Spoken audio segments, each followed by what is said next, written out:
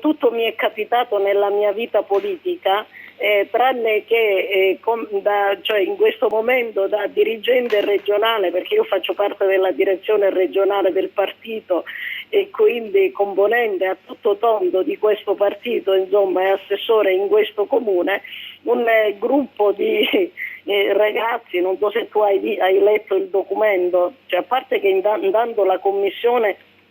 è un documento interno al partito, documento interno che deve andare ancora al vaglio della commissione provinciale. Ritengo che ciascuno di noi poi ha la sua storia, il Partito Democratico è un partito plurale, quindi vadano a studiare, vadano a leggersi lo statuto del partito. Questo è un atteggiamento settario,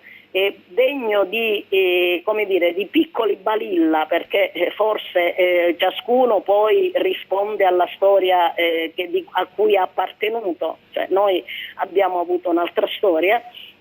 e non è scritto insomma in nessuna parte del regolamento del partito che si possa negare la tessera dello statuto del partito. Il PD è un partito che ha uno statuto e devono andarselo a studiare e a leggere, perché non è che uno si iscrive Partito Democratico, cioè vuol dire che il partito è aperto a tutte le pluralità. Quindi non possiamo essere messi fuori da chi appunto fino all'altro ieri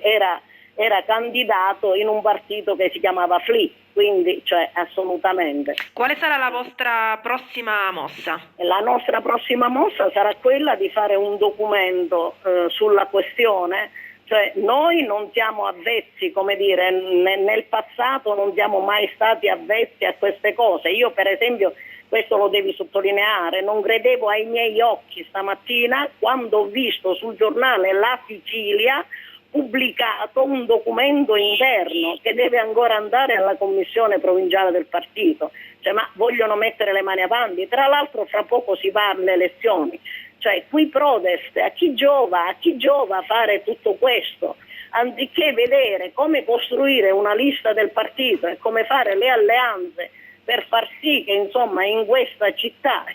si vada in una direzione di un governo democratico, cioè costoro invece fanno documenti contro gente che ha una storia del partito, che si presenta da sé, non c'è bisogno, cioè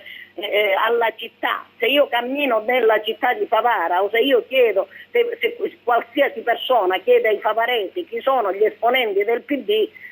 a nessuno verrebbe in mente di dire Carmelo Vitello, va.